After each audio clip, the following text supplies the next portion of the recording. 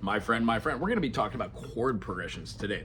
Now, chord progressions have a simple explanation. When you start playing an instrument, they are awkward and weird. What we don't understand is it's very, very complicated. But the idea is we can take the complicated nature, talk about it, use vocabulary, and then come up with the idea that, ooh, this isn't so hard. Out of 7 notes in a scale, do, re, mi, fa, sol, la, ti, and do, we have our 7 notes. C major has no sharps and flats. So when we say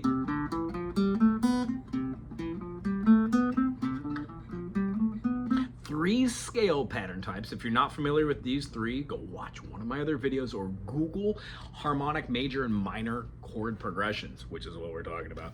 What happens is you will start to see that if we are playing a chord progression of C major to a G major to an A minor to a D major,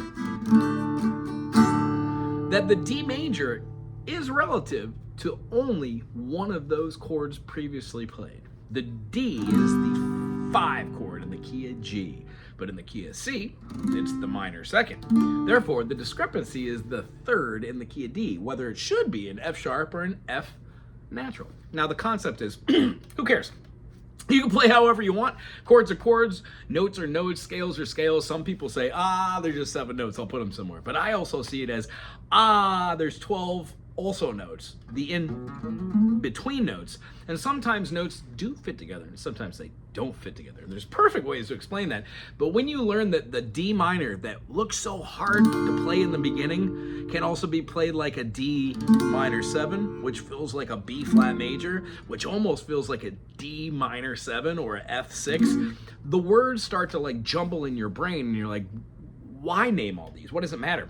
Well, when you get accustomed to what the feel physically is of a chord, no matter what the instrument is, by playing it over and over again at whatever you're doing, we start to build repetition. That repetition goes into our memory bank as a really awesome computer, and they get spit out later while you're trying to do improvisation or hold down the bottom end. To have the ability to explain what we're about to explain here, it goes beyond just playing. It really will last with you for the rest of your life. And you don't have to get it in this video or any of the videos. It could be a lifelong journey too. Cool. So here we go. When we're doing a chord progression, let's say we're playing that chord progression, a C, a G, an A minor, and a D. The concept that I would like to have is when we build these progressions, in the key of C major, we're playing a 1 to a 4. Our 6th chord, a 1 to a 5. Our 6th chord is the A minor, and then we're going to a major second. Now we can name it as such. We don't have to keep it as just a minor 2, but when you specify it, you need to say it is a major second. That should call notion to anybody who knows that 1 is a major, 2 is a minor, 3 is a minor, 4 is a major, 5 is a major, 6 is a minor, and then 7 is a diminished. So it has a flat 3 and a flat 5. If you don't know what that means, again, stop this video, Google what a triad is, and figure out if you could put those pieces together. If not, go watch one of my things that says Oscoego number 1 through 14. I think they all discuss the circle fifths and triads, harmonies, how to understand what notes do when we hear them. All right, so if we're doing a C major to a G to an A minor to a D, we know that those are 4 chords. They are different. Now, the next thing I would do when trying to explore, what is the relative minor of G? Well, it's an E. G, A, B, C, D, E. No need to go to the F sharp because we're at the 6th, the E. It's a major 6 away. In between our D and our E, there's a note, an E flat or a D sharp. That's the minor 6. Now, very confusing to think of because in the actual notes, 1, 2, 3, 4, 5, 6, the major 6 is the 6. However, the chord, the triad that's made from that position in the intervals is a minor chord. And if you're lost, that's acceptable. That happens. But the idea is once you get the concepts of what this is, it really makes your music sparkle. All right, here we go. So C, G, A minor, D. I want to replace the next time I play that G major with the E minor. Watch what happens here.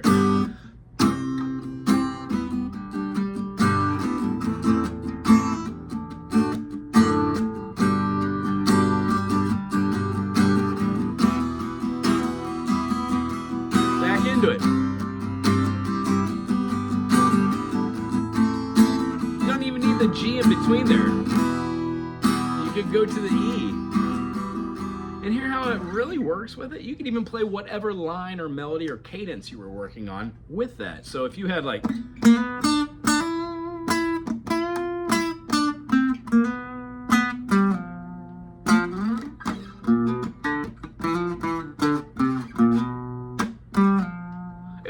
the top of it, you can have that moving.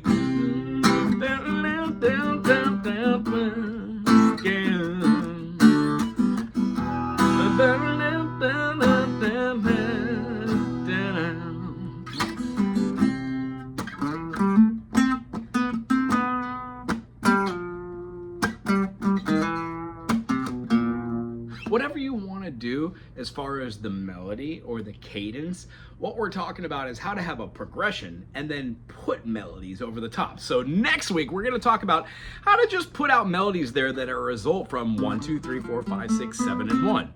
If you want it over the top of, let's pick a new progression here. Let's say we're going to play like an F major. F major has F major, G minor, A minor, B flat major, C major, or Old Faithful, C major. D minor is the minor 6, has all the same notes as F major. And then we have a either a C7, or we call it an E diminished, but a dominant 7, 5 chord, leads us back to F. So for this progression, let's just play like a 1, 2, 3, 4 progression. It is exactly what it sounds like.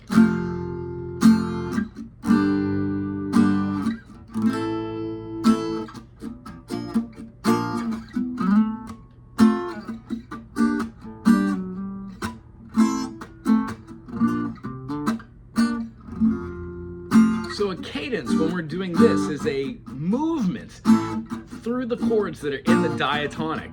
Now, you don't have to stay that way. Let me show you what it looks like when you walk or bleed through these. You would just play half-step movements, kind of like a blackbird. When it does the C, it's moving up by half steps and kind of moving just up, just moving up to another form, the E minor, which is already in the chord. So for this one, the instance would be, how do we move that chord up? We've got a 1, a 2, a 3, and a 4. Maybe play the 2, the 3, the 4, then the 5, and hang on the 5, and then go back to the 1. Have we altered the cadence? Yes. Did it build a little bit more tension using chords that are inside the diatonic 7 chords? Yes. Did you get a better understanding of what you can do as a possibility if you're jamming? If you are finding yourselves in the position where you're starting to play with others, which I hope you are, that's part of the whole thing. Getting the instrument, making sure it's tuned up properly, learning a couple notes, learning a couple chords, preferably in a scale of 7 so you can play full songs. Other than that, the next step is to actually writing cadences and melodies over a bunch of different chords. So I urge you, find a key signature that you like, learn all 7, including that pesky diminish, learn how to do the little cheat of turning the 5th of the chord into the dominant. Once again, here we go. Let's do it in the key of A. A major, B minor, C sharp minor, D major, E major, F sharp minor, and then we can play are diminished, or you could go to the E major, turn it into an E7, and put the little pinky up there with the D. And that E7 functionally sounds like our G sharp diminished, which resolves right back to the A major, B minor, C sharp minor, D major, E major, F sharp minor, G sharp diminished.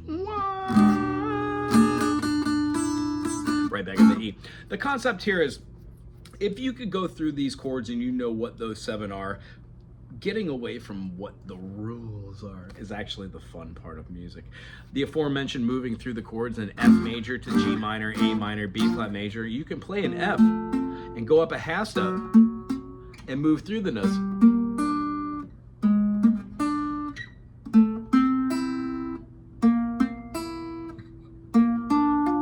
Right? Or you could actually just go from one chord to the other, above it, and then come back. F, A, G, C, B flat. Interesting. Why all the chords are the same within the 7 diatonic? If you go away from that, then you have to learn a couple of different notes, what's relative to each other. But that is a story for an intermediate acoustic lesson. I hope you enjoyed this beginner acoustic lesson. Go through all these if you haven't gone from 1 through whatever this ends up being. The idea is to get you more comfortable with the guitar and your fingerings, give you things to practice to, set goals, and achieve those. They're not too terribly hard, and they're just my opinion. You know, they will, however, set a foundation. Anyway, I hope you had a great time today as much as I did. Thumbs up, subscribe, put something cool and classy in the comment section. We'll see you soon. Aloha.